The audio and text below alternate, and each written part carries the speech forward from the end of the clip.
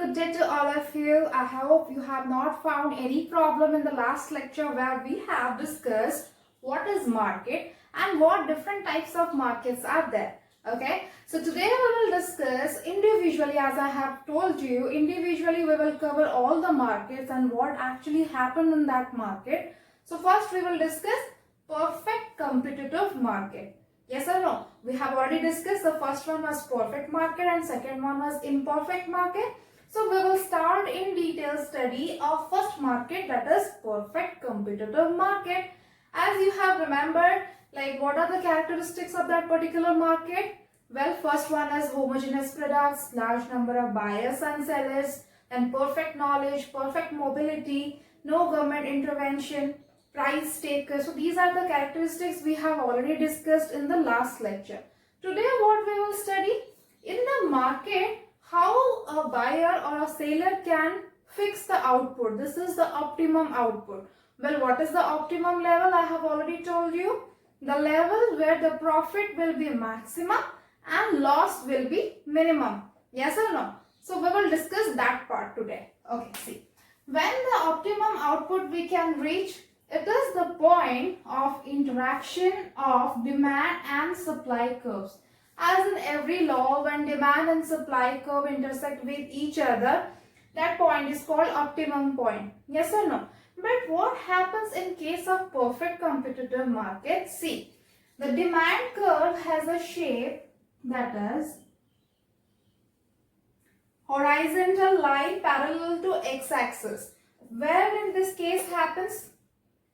If you have remembered, it is the case of perfectly elastic condition. Okay, and here this point is price, which is equals to marginal return is equals to marginal cost. As you have remembered, one characteristics I have discussed, that the point where marginal return equals to marginal cost equals to price, that is the point of optimum output. If you have listed in the characteristics what I have discussed in the last class.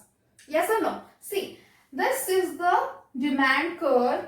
Okay, but what is the formula? When demand and supply curve will intersect with each other. But this is a like horizontal curve. We cannot access through this. So some problems happen with this, through the reason why we have shifted to some other measures. What are they? I will discuss.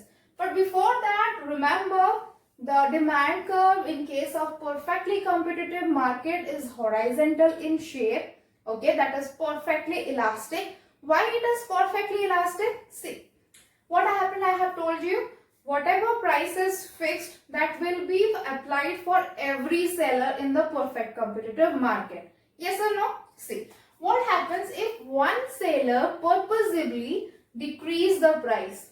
Okay, some lesser amount of decrease. So very lesser amount of decrease, what will happen here? All the buyers will be attracted to that particular seller. Yes or no? If in the market all are selling in 20 rupees, but I will decrease to 19 rupees, all buyers will come to me. Yes or no? This is the another thing, that I will be thrown out the market.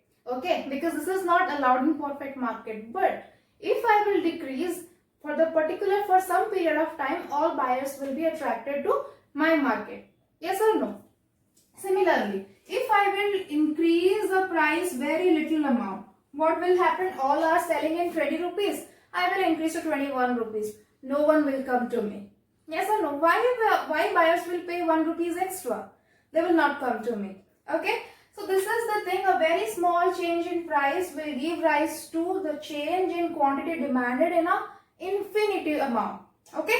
That is why it is horizontal parallel to x-axis. Remember, demand curve where price is equals to marginal revenue is equals to marginal cost. This is very important for any competitive exam. Remember, horizontal and parallel to x-axis, that is demand curve for perfectly competitive market. Next we will see, as it is discarded, we are not using this thing, how to get the optimum output level.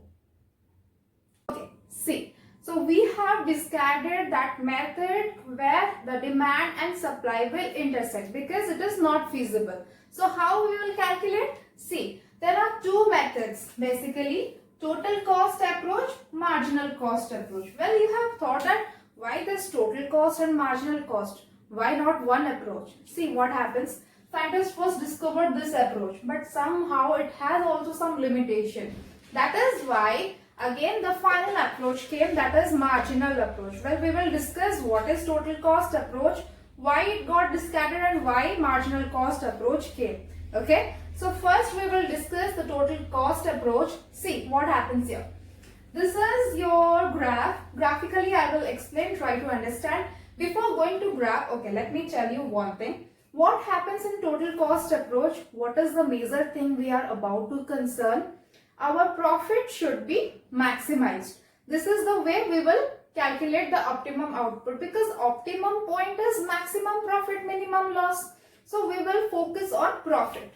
Okay. Tell me what is the value of profit, how we can calculate profit.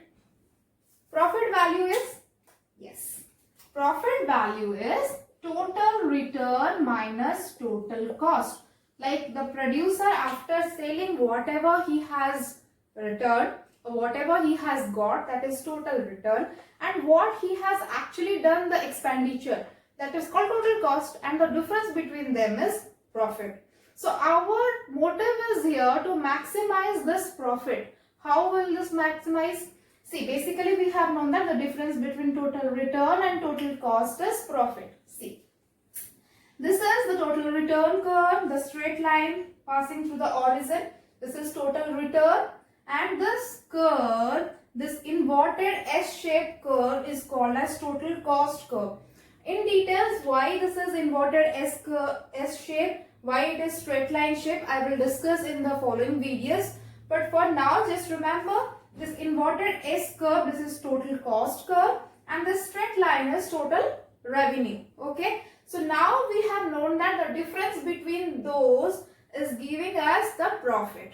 Okay. So we have to know that this difference, see, this difference and this difference, this is called profit. Yes or no? But our motive is where the profit will be maximum. Well, all this gap are profit, but we can say that this is maximum profit, maximum difference here and here. Yes, fine. Again we are getting confusion. Which point to choose? That means at this Q1 we are getting maximum profit, and here at Q2 also we are getting maximum profit. So which point to choose now? See what happens. This is the maximum point. Fine. But with this amount of profit, the producer can produce only OQ1 amount of quantity. Okay. But with the same profit, he can produce OQ2 amount of quantity. Why not to produce more? Because if you will produce more, you can grasp more coverage through the consumer. If you are producing very less, producer will not get coverage of more customers. So he have to produce more. Produce more with more profit. That means here we will choose the point OQ2. Okay. Getting the point through total cost approach, how we can get the exact quantity which will provide us the optimum point. Clear? Any doubt? No? Okay. So basically what happens here, you have to calculate profit. When profit will be maximum, that will be the point of optimum point, and you have calculated the two maximum profitable point. How to choose between these 2 points? The point which is giving us maximum quantity production. That is why I have chosen OQ2. Okay? Fine? Okay. Next we will see what happened to the total cost approach, so that we moved to marginal cost approach. Okay? Okay. So guys, so we have seen that the total cost approach totally. So now we will discard this. Why? Because the scientists have told that. So I thought that why not to introduce this demand curve and introducing this cost approach in this demand concept and finding an optimal point. Because demand and supply curve we are using for all the laws. When demand and supply will be equal, that is the optimal point. So using that concept and this concept, mixing it, he found a modern approach that is called marginal cost approach. Well, what is that? See. So we have discarded this one. Next, what happens? He has told that, just a minute, let me rub this. Okay. He has told that when the point at which MR is equals to MC, that will be the point of optimal output. Getting my point? When your MR will be equals to MC, that will be the point of equilibrium.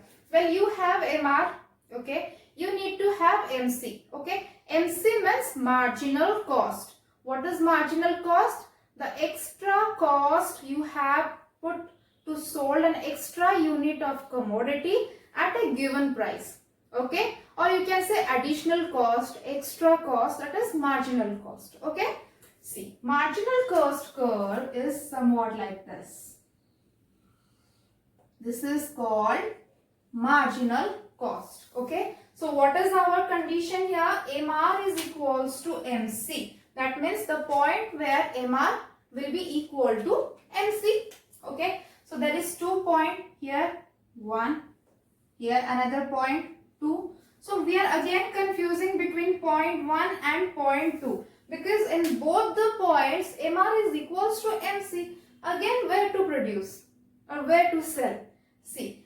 So after this confusion, the scientists again discovered another condition apart from this, that is, this condition will be our priority one.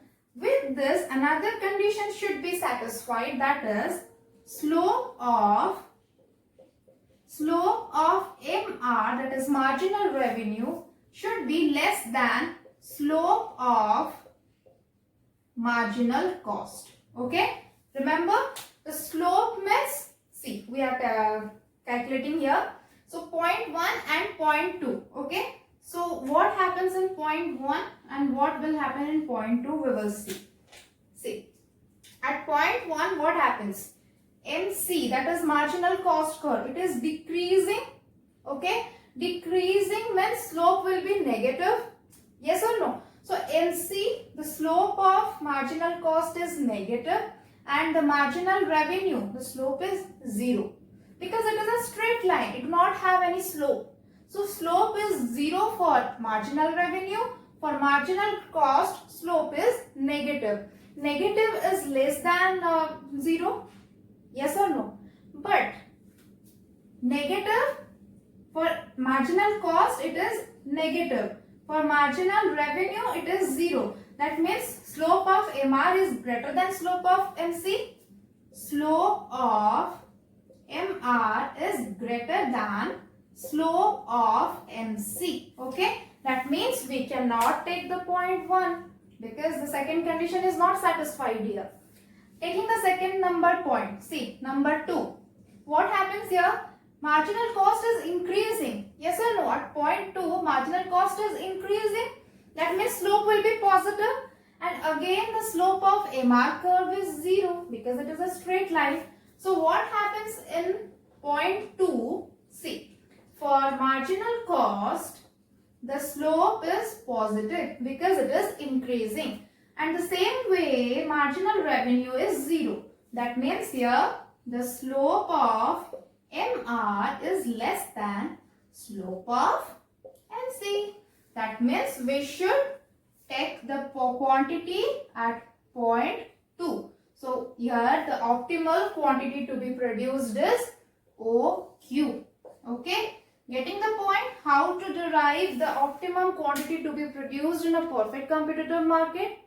Getting the point? Okay. So this is all about how you can get the optimum amount of quantity in perfect competitive market.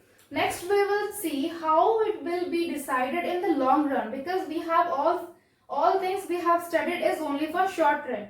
Okay. So till then, stay with my channel and don't forget to like and subscribe my channel. Thank you.